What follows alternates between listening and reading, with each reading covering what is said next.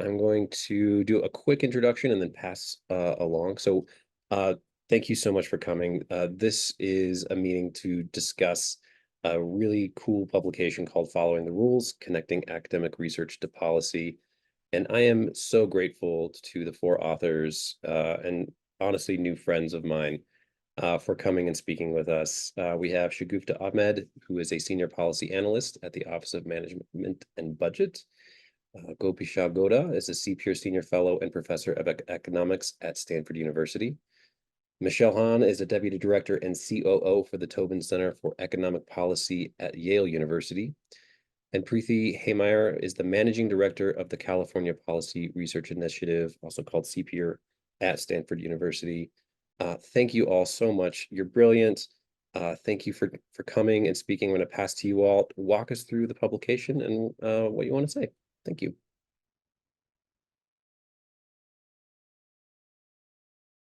Thanks. I think we'll start with just a quick round of intros for all of us as well, just to add some perspective on how we came together to this project. So Shagufta, do you want to start? Sure. Thanks so much, Gopi. And thanks so much for this incredible invitation. We thought the four of us were the only ones who cared so much about this topic. It's so great to see there are so many more people. And I see friendly faces that I remember from the past also joining. So the genesis of all this actually came from frustration. I essentially work in this office in the White House, the Office of Management and Budget, the office of, specifically the Office of Information and Regulatory Affairs, which is essentially the central clearinghouse for all draft agency regulations issued by the executive branch, both proposed and final. And in my 15 years working in that role, I think on one hand, I can count the amount of times I've seen researchers and technical experts truly engage in the regulatory process in any sort of meaningful way.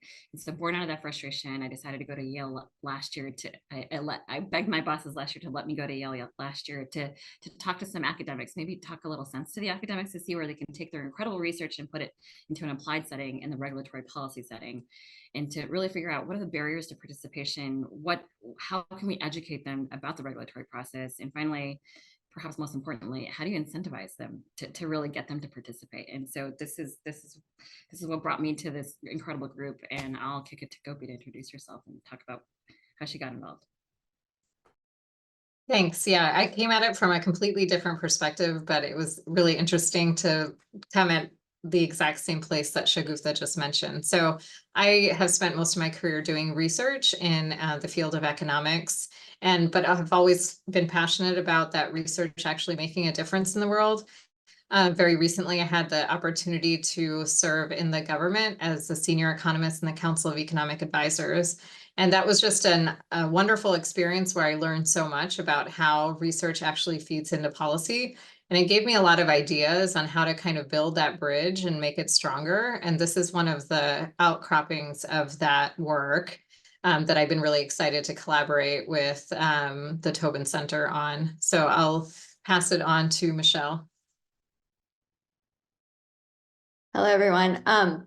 So I think similar to my colleagues, my career has really been focused on bridging the gap between research and policy. I had the opportunity to spend 8 years in philanthropy, where I was designing and testing different models for how to increase the use of evidence in the policymaking process at federal, state, and local levels. Now, as the COO of the Tobin Center at Yale, shortly after I started, there were 2 opportunities to work with our faculty on producing a comment that came across my desk. And I realized then that, one, I didn't truly understand the regulatory and rulemaking process. And then 2, I also didn't have a good sense on whether a comment would be of value and if it would be worth the time. And so after a very effective lesson from Shagufta, I then became sold, president of the fan club, on the potential for this as a vehicle for academics to truly drive change. And I also was shocked by the lack of attention it has received kind of in this space, relative to working with the legislative branch, thinking about targeting budgeting processes, and also just direct partnerships with executive branch leadership that I know my colleague Preeti is heavily involved in. So Preeti, I'll turn it over to you. Thanks so much. And thanks again for the invitation today. I am over at CEPR, where we do a lot of work with policymakers, but as we've surveyed our faculty, we have over 120 faculty who can work on any topic they choose. Sitting about 150 miles from Sacramento, we have been trying really hard to incentivize our faculty to think more about policymaking in our home state of California. So from topics ranging from homelessness and tax to most recently a lot on AI policy, we've been thinking about ways for our faculty to do more of this work. And I came into this process really to learn as well. I spent most of my career doing similar work to Michelle, bridging expertise to policymakers and trying to create a bidirectional system, right? So that policymakers have the evidence they need, academics have access to data and opportunities to test out ideas. So we've been really excited to learn about what this process looks like at the federal level and figure out how it can be complemented at the state level. So thank you again. I'll pass it back to Gopi and Shagupta and we'll get started.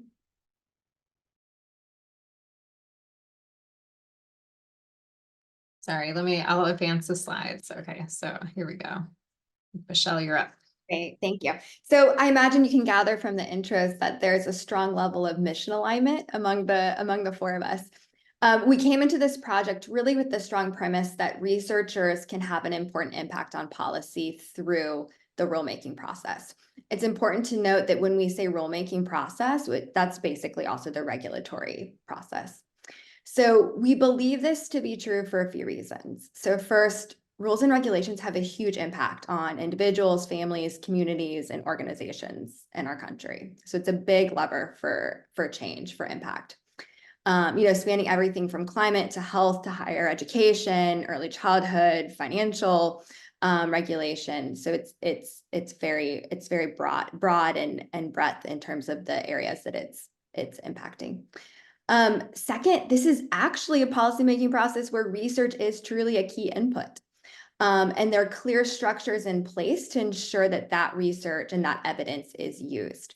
Gopi and Shagupta are going to go much more in depth on this, providing a lot of illustrative examples from their own experience. And then third, there is strong demand for comments from researchers themselves. Agencies cite the research and commenters in the final rule. And it's also important to note that most of the comments received also actually come from lobbyists and those with a financial stake in the regulation.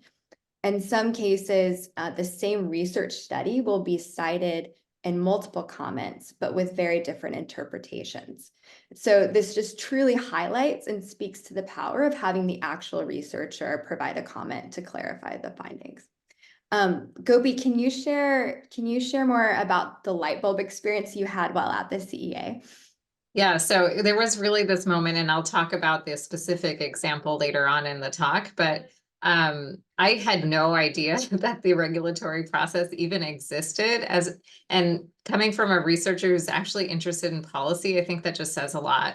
There are a lot of reasons why we don't see this happening, and this has been confirmed by a lot of the work that we did in running a survey of our faculty, but also having a lot of one-on-one conversations with people to try to understand if it is so valued, why is it not happening?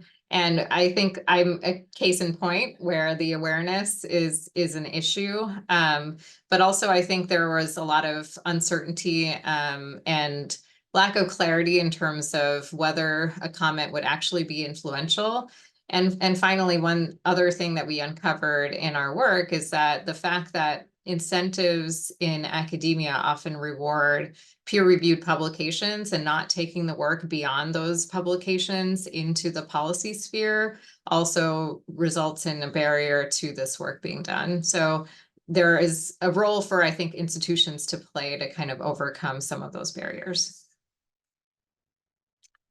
Awesome. Absolutely. Thanks, Gopi. So I want to add to that. So the Biden administration recognized, we're not the only ones who recognize this gap. So this gap was also recognized by the Biden administration, and most recently in the Modernizing Regulatory Review Executive Order that was issued last year. And specifically, there's language in that executive order that directs federal agencies to proactively consult or reach out to experts, technical experts in the relative disciplines. And this is a pretty significant step, right? It's acknowledging that these folks have this incredible reservoir of information, they have this incredible value add, and they haven't otherwise been tapped in a meaningful way to participate. And so the climate is ripe for researcher and academic engagement now more than ever, frankly. So I also want to turn to this slide to offer you the part of the story that they forgot to teach you about in high school civics class. You know, the part where the bill becomes a law. There's more to the story, and for some reason we stop right there. And frankly, we didn't just stop right there in civics class.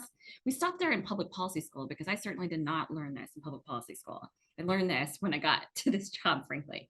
And in this graphic hopefully illustrates just an overarching path to regulation. So lawmaking, as I mentioned, doesn't stop. It doesn't just stop at the enactment of legislation. A significant number of laws, I'm going to call them laws, are made by federal agencies through regulations that they issue. So even when Congress is not able to pass legislation, federal agencies can still issue regulations or laws.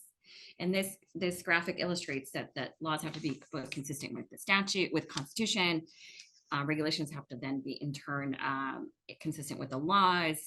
And if we go to the next slide, I can give you a better sense of how significant regulatory or rulemaking activity can be.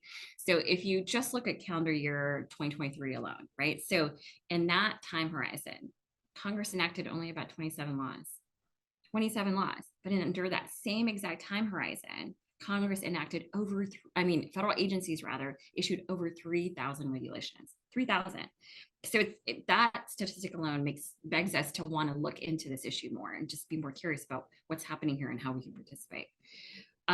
In regulations, I think there's a bit of a mystery to them, but essentially they're developed and issued by federal agencies to implement whatever policy goal or specific requirements that are established in a statute or a law that is enacted by Congress, right? Clean air, clean water, tax break, tax reduction, how are we achieving that? Those specific details, those implementation details are delegated to the federal agencies in the statute, established in the statute, and then delegated to the federal agency through rulemaking or through regulations. And one of the things that you'll see, or you'll notice, is that one law can give birth to many regulations. So, and you often see a flurry of rulemaking or regulatory activity at the initial promulgation of the legislation, whether it was the Affordable Care Act, which had I think over 260 or 270 regulations that were issued, and more, probably same thing with the Dodd-Frank Act, the Tax Cuts and Jobs Act, or any sort of big legislation you'll see. Inevitably, there's going to be a flurry and a flood of rulemaking activities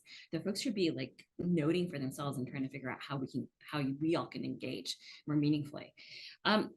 So I always describe that the regulations have this kind of regulations and legislation has this parent-child relationship. Every regulatory child has a parent legislation that you have to look to in terms of its author of the authority to issue that regulation. So something to always be thinking of in terms of context when you're trying to understand what the specifics are, how to engage, how you can get more information about that regulation and how to put it in context. And another really important point, which frankly is going to be up for debate, or we're going to see what the Supreme Court lands on this, but often the delegated authority to the federal agency can either be explicit, and I'll give you an example of that with a timeline, or it's inferred or is implied, and often within indefinite timeline. So the next slide is going to offer an example of that. So I wanted to offer an example. I know it's from 1998. It seems like a long time ago, but it's actually very relevant to this story, right? So 1998, Congress enacted the Children's Online Privacy Protection Act. And in this, it gives what the highlighted part shows, it's a very specific directive for the Federal Trade Commission to issue a regulation 1 year from the enactment of that legislation, right? And it gives you a very specific time horizon. It was 1998 that they had to do this. And the specific requirement directive that they gave to the FTC was that, okay, when you're collecting this information online, this very new environment called the internet, and you're collecting information from minors, you got to make sure that you're providing some sort of disclosure, right, that you're doing this, but you're also trying trying to establish or obtain what they term verifiable parental consent for the collection of that information, the use of that information, or the disclosure of personal information from children. And I promise you that this is a very relevant example to something that we're going to talk about later on in the presentation. But it's so fascinating that this is established in 1998, and there's going to be more to this story. So here is an example, I think really good example that illustrates implied or delegated authority. So the Gainful Employment Regulation is a really good illustration of this. So the 1965 Higher Education Act, fantastic statute, established the Pell Grant. I went to school on a Pell Grant, but it was originally established in 1965. And that statute has a story to tell 50 years later, right? So 2 words within that statute, the words gainful employment, led to a 200-page regulation in 2011 and subsequent revisions to that regulation. And the Higher Education Act established, so under the Higher Education Act, like for-profit colleges and other technical education programs like the University of Phoenix or ITT Tech, they essentially have to prepare students for what's considered gainful employment under the Higher Education Act to maintain their eligibility to participate in any sort of financial aid programs. So the regulation associated with gainful employment really emanated in the Obama administration when they were trying to find a way to address a lot of the complaints that students from for-profit colleges were expressing in terms of being misled in terms of the value that they were getting for their education, and then also the incredible debt that they were saddled with for loans that they simply couldn't afford for a variety of different reasons. So the Obama administration decided to take those 2 words and try to figure out how they were going to define it in 2011. And this, I think, is also a very useful example because it shows you that these words are not just static, right? In the sense that there are multiple administrations that have reinterpreted those 2 words. So you had the Obama administration initially interpreting it in 2011, and then the Trump administration and Biden administration issued their own regulations, each issuing their versions of the GE regulation, but often with very different policy outcomes or policy goals in mind. And we'll get into the specifics on that, but I thought this is a really good example of implied regulatory authority and how that's exercised. So the overarching regulatory process is what's termed as a notice and comment rulemaking process. And like I mentioned, Congress delegates this regulatory authority to the federal agency. The agency then will develop a proposed rule, and then they publish it in the Federal Register. The Federal Register is essentially the National Gazette for the federal government. It's the official record. And then that's where the public can go to see what's being put out for public comment. There isn't a very specific statutory requirement in terms of how long the period is, but the general rule is it's at least 30 days, if not 60. And then the agency is required to respond to the public comments and make any sort of revisions to inform that final regulation. And then subsequent to that, the final rule is also then required to be published in the Federal Register. Sounds basic, but it's a pretty revolutionary statute that governs the administrative process. And it's one that's really enshrined in best practice principles. I sit in this committee in the OECD on the Regulatory Policy Committee, and these are the principles that 38 member states are trying to achieve similarly. And we have this enshrined in statute. It's a pretty significant statute and governing authority for regulations. Frankly, my favorite statute. And what I think is really notable to take away, if you take anything away from this presentation, is how distinct the regulatory process is from the legislative process. And the reason why I want to emphasize this slide in particular is because this will definitely inform, or should inform, your strategy or your approach to engagement, right? People often bring the legislative approach to engagement on the regulatory side and regulatory policy. It doesn't work. And it's for these 3 primary reasons. First is because regulators are under the Administrative Procedure Act, the statute that governs the rulemaking process. They're required to legally justify their policy choices. This is pretty significant, right? In 1946, this was the originally established requirement that all federal agencies have to justify that they have to provide show their homework essentially. And on top of that, there's an incredible participatory process that goes on in the regulatory process where you're required to seek public comment. And you go a step further, you're required to federal agencies are required to respond to each and every comment. It doesn't go into this black hole to never be responded to or considered. No, they have to show you how they responded to your comment.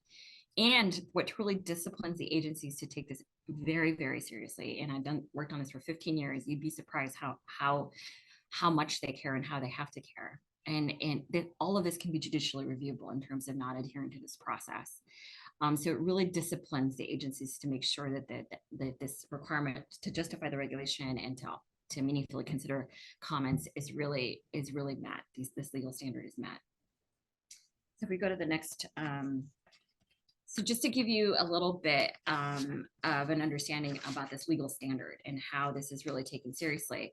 In the statute, there's a specific requirement to give interested persons any opportunity to participate in the rulemaking. So you can submit your data, you can submit your views, you can submit your arguments, you submit that. There's a requirement to receive that type of information and to really consider it.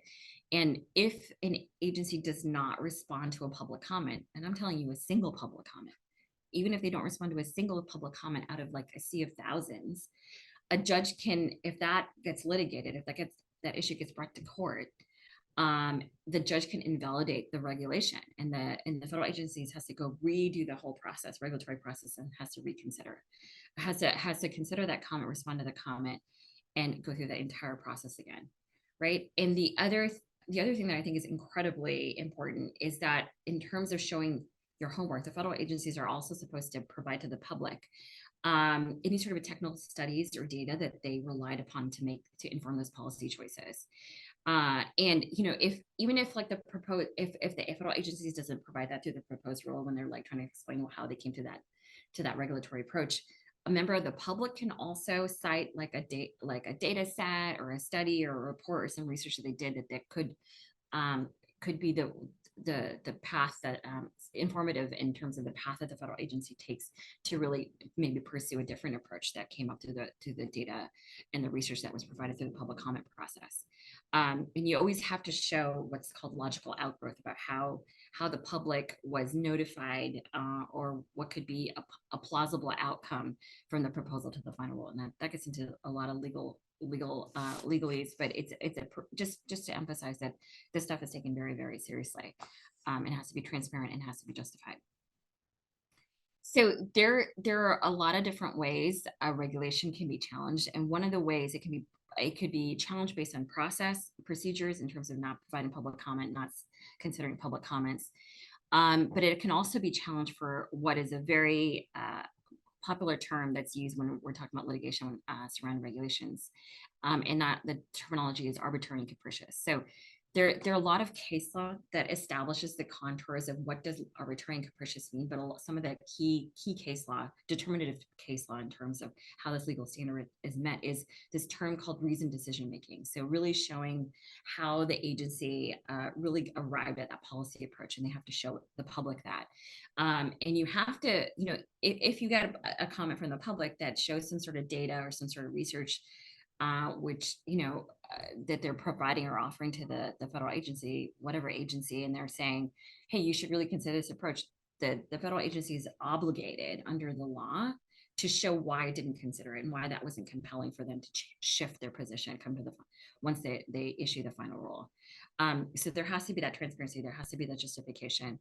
And they have to really consider all the evidence that's before the agency. They can't cherry pick. Right. And you can absolutely be litigated, and it happens all the time that certain pieces of research weren't considered or meaningfully considered, and that's litigated and challenged often in court.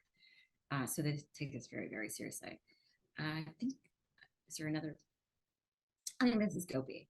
Yeah. Okay. So reasoned decision making, even that isn't really spelled out what exactly that means. But the approach that federal agencies have taken to that reasoned decision making is to often do a cost benefit analysis. And even the guidance that is given to agencies in terms of how they do this cost benefit analysis is largely, there's a framework for that, which was actually recently updated. But I think one of the things that opened my eyes to this whole process is this is really a role where a lot of different fields have input into this cost benefit analysis. The agencies are required to identify both the costs and benefits of any kind of proposed regulation, and they're supposed to do it quantitatively. And that's a hard thing to do. It's not that there's the perfect research paper that applies in every case. And it's challenging for the agencies to incorporate all of the research that is out there into that kind of calculation. Just to give a bit of an example of two instances where I think research can really change the course of how that cost benefit analysis is done. One was a situation that was occurring while I was at the Council of Economic Advisors, where the FDA was in the process of writing regulations that could affect the availability of menthol cigarettes. And, you could compare smokers of menthol cigarettes with the non-smokers of other kinds of cigarettes and say, this is how this regulation would change outcomes. But what you'd really like to know is in some place, in this case, a province in Canada that actually had a menthol ban, you saw how people substituted to different types of behaviors, and you could use that information to inform the way the regulation analyzed the costs and benefits of that policy. Another example is in the gainful employment case that Shagufta was talking about.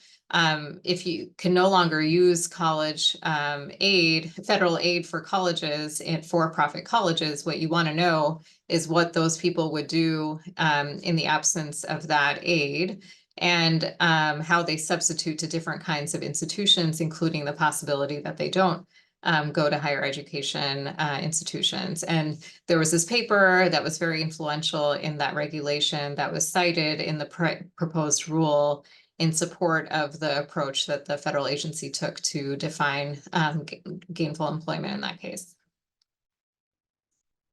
Oh, I lost my, okay. So one thing that's really important to note is it could be that the research is out there and you kind of maybe later make the case that this research should have been incorporated. Well, if it's not part of the actual rulemaking record, it doesn't have standing in court in the legal case that regulation is challenged. It has to be submitted through the comment process or be a part of the proposed or final rule for it to have any standing in that process. And so that's another reason why submitting a public comment is important, because if that research is not part of that record, it doesn't have that weight later on if in the legal process. So there's been a lot of work actually in political science and administrative law that has documented how public comments can actually change the course of policy. But I just want to give one example where I actually saw this in practice. So this is, I work in the field of health economics, and one of the regulations that came on my desk when I was at the Council of Economic Advisors had to do with Medicare risk adjustment. So this is basically the program that transfers funds from insurers that attract lower risk enrollees to insurers that attract higher risk enrollees.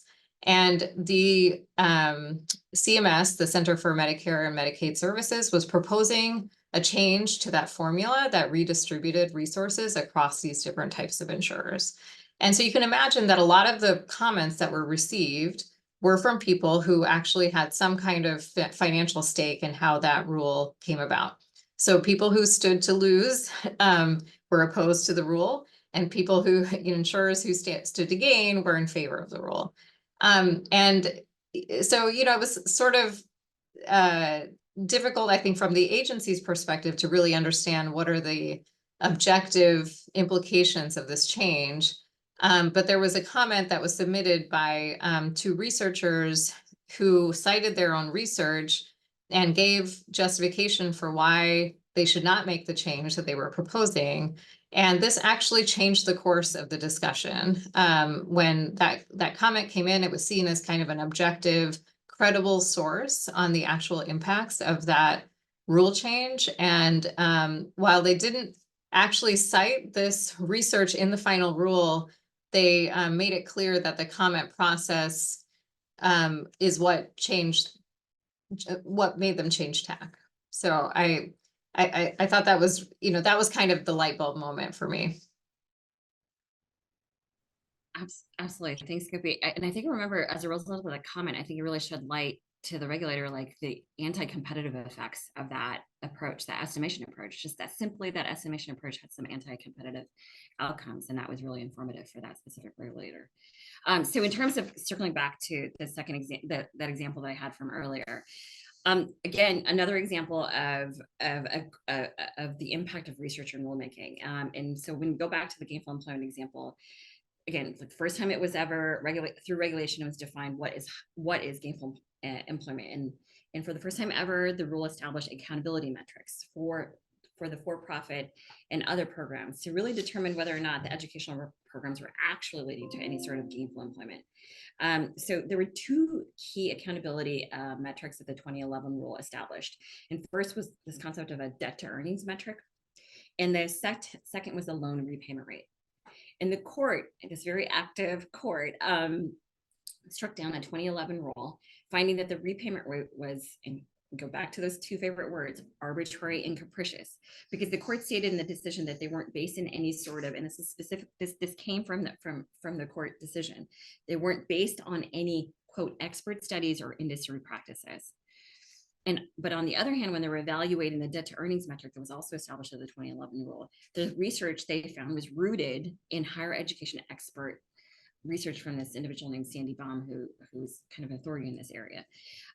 So the rule was essentially returned back to the Department of Education for reconsideration on that specific, the loan repayment rate accountability metric. And then in 2014, the Obama administration tried again. They tried again and this time they decided not to include the loan repayment rate. They abandoned it, but they maintained the debt to earnings metric. And again, folks litigated the rule, but this time the story ends well.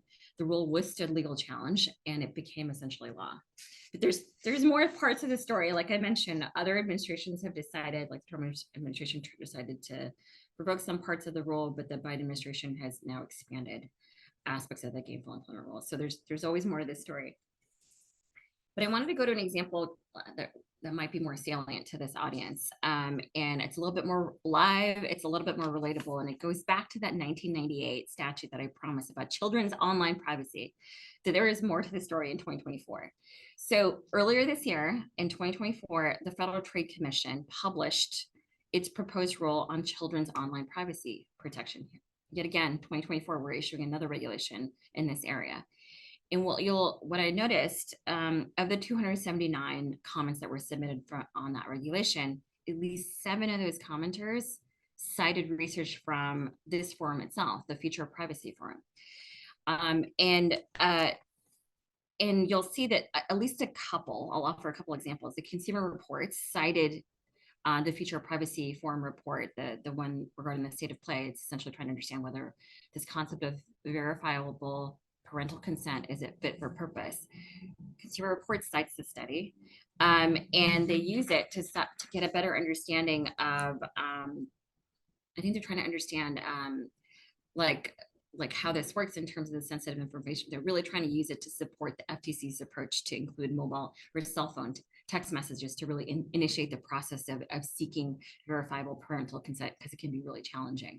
So you see one individual, one group citing the forum study for this purpose. And then this next example that I'll point out is the National Association of Attorneys General refer to the same report to also support their position on the concept of verifiable parental consent that was envisioned in the January 2024 rule.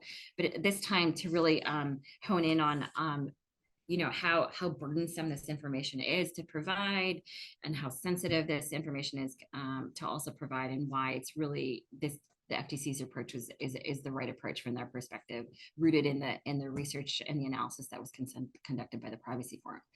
So I thought this was a pretty powerful example. It's pretty live, and you'll have to wait to see when the final rule is issued to see what happens as a result of the public comments. And I think this kind of leads very well in terms of how you can keep informed and how you can keep engaged and how you can participate.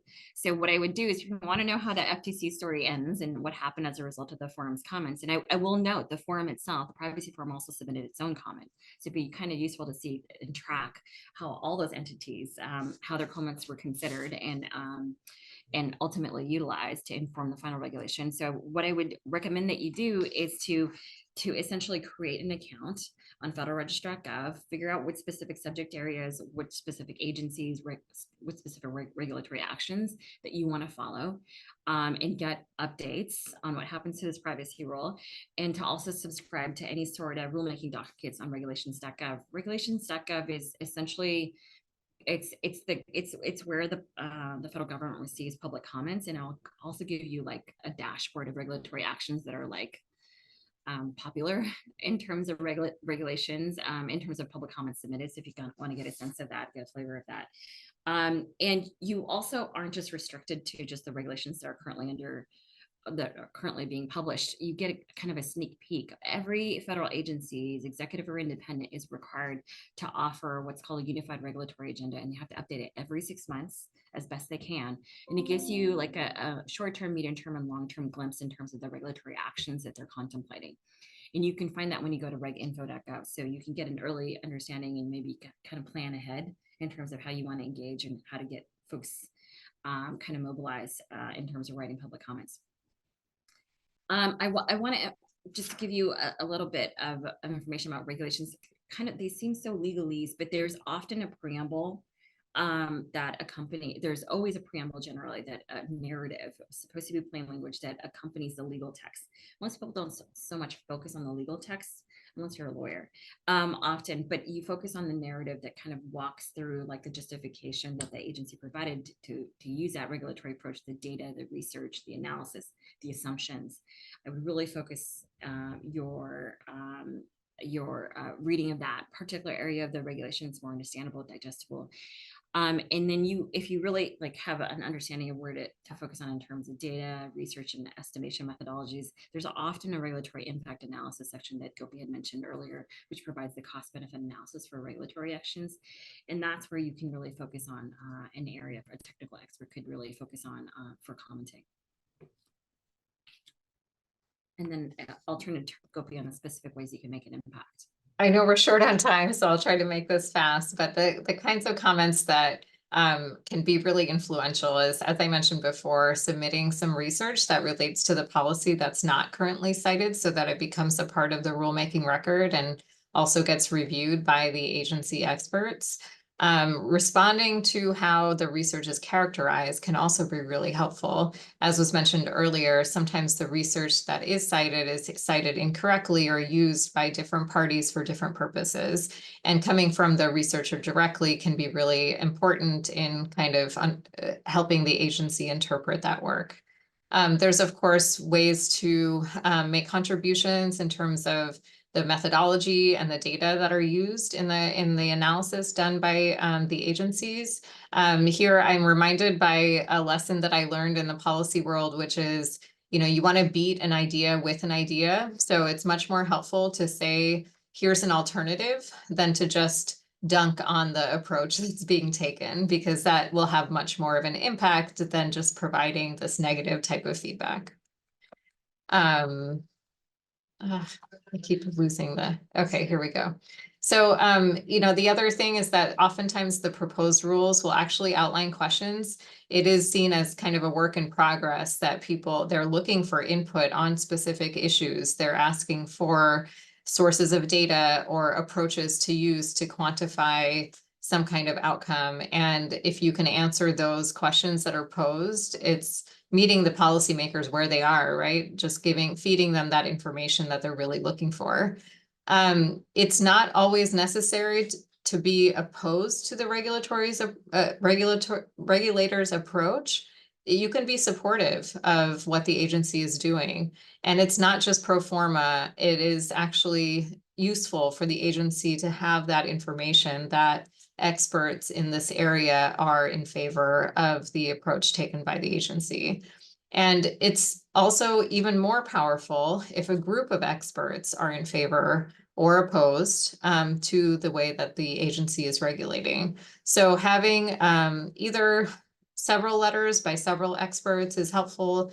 Having any kind of consensus by a group of experts can be also very impactful in a way that regulators can use to back up the approach that they're taking. I'll go through this fairly quickly, but regulations can be really overwhelming. You don't need to comment on every aspect. Pick a topic, pick your lane of expertise, and just stick to that and comment on that specific area. You'd be surprised how much of a meaningful difference you can make. Comments can be as long as you want, as short as you want, a paragraph, a page, 2 pages, 20 pages.